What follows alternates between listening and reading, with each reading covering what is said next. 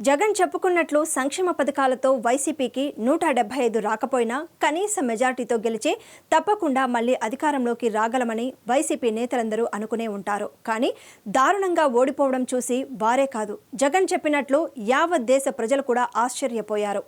గత ఎన్నికల్లో జగన్ వల్లే వైసీపీ ఘన విజయం సాధించగా ఈసారి ఆయన వల్లే ఘోరంగా ఓడిపోయిందనేది వాస్తవం. కానీ ఎవరో మోసం అన్యాయం చేశారంటూ తన ఈ చివరి వైఫల్యాన్ని కూడా ఎవరికో అంటగట్టి తప్పించుకునే ప్రయత్నం చేస్తున్నారు జగన్. కానీ నారా లోకేష్ ఇందుకు పూర్తి భిన్నంగా అవమానాలు, ఓటమి నుంచి పట్టుదలగా పాఠాలు నేర్చుకొని తనను తాను నిరూపించుకొని మంగళగిరిలో ఈసారి ఘన విజయం సాధించారు.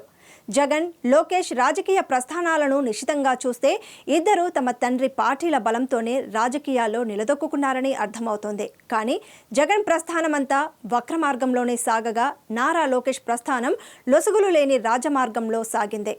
విశ్వసనీయతకు మారుపేరని చెప్పుకునే జగన్ తెలంగాణలో వైసీపీ నేతలు, కార్యకర్తలను నడి రోడ్డున వదిలేసి ఆంధ్రాకు వచ్చేశారు. ఈసారి ఎన్నికల్లో వైసీపీ ఓడిపోబోతోందని గ్రహించినప్పుడు తనని నమ్ముకున్న పార్టీ నేతలను, కార్యకర్తలను గాలికి వదిలేసి విదేశాలకు వెళ్లిపోయారు. కానీ నారా లోకేష్ బలమే పార్టీ కార్యకర్తలు ఏ జిల్లాకు వెళ్లినా వారిని పేరు పెట్టి పిలిచే అంత సత్సంబంధాలు, చనువు ఉన్నాయి.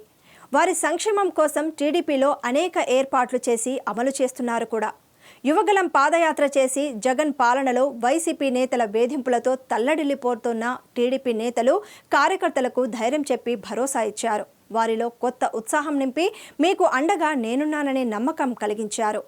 జగన్ తండ్రి మరణించినప్పుడు శవ రాజకీయాలు చేసి ఓదార్పు యాత్రలతో పార్టీని నిర్మించుకొని బూటకపు సమైక్యాంధ్ర, ప్రత్యేక హోదా ఉద్యమాలు చేస్తూ పార్టీని మరింత బలోపేతం చేసుకునేందుకు ప్రయత్నించారు. కానీ నారా లోకేష్ యువగళం పాదయాత్ర చేసి వివిధ వర్గాల ప్రజల కష్ట సుఖాలు, స్థానిక సమస్యల్ని అడిగి తెలుసుకుంటూ ప్రజలకు చేరువయ్యారు. టీడీపీని కూడా ప్రజలకు దగ్గర చేశారు. అందువల్లే ఆ సమయంలో జరిగిన ఎమ్మెల్సీ ఎన్నికల్లో టీడీపీ విజయం సాధించగలిగింది. మళ్లీ నేడు ఎన్నికల్లో కూడా ఘన విజయం సాధించింది. జగన్ అక్రమాస్తుల కేసుల్లో జైలుకు వెళ్లి బెయిల్పై బయటకు వచ్చి రాజకీయంగా పైకి ఎదిగారు. కానీ ప్రజలు ఇచ్చిన ఒక్క ఛాన్స్ విలువ తెలుసుకోలేక రాక్షస పాలన సాగించి తీవ్ర వ్యతిరేకత మూటగట్టుకుని ఓడిపోయారు. ఇప్పుడు అవే కేసుల్లో మళ్లీ జైలుకు వెళ్లే సూచనలు కూడా కనిపిస్తున్నాయి. అదే నారా లోకేష్ పట్టుదలగా ప్రయత్నించి ఈసారి తాను గెలవడమే కాకుండా తన పార్టీని కూడా గెలిపించుకొని మళ్లీ అధికారంలోకి రాబోతున్నారు.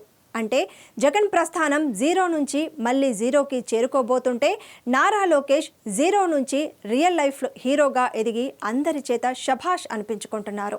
ప్రతిపక్షంలో ఉండగానే తనని తాను నిరూపించుకున్న నారా లోకేష్ ఇప్పుడు అధికారంలోకి వచ్చాక రాబోయే ఈ 5 ఏళ్లలో ఏ స్థాయికి ఎదుగుతారో వేచి చూడాలి.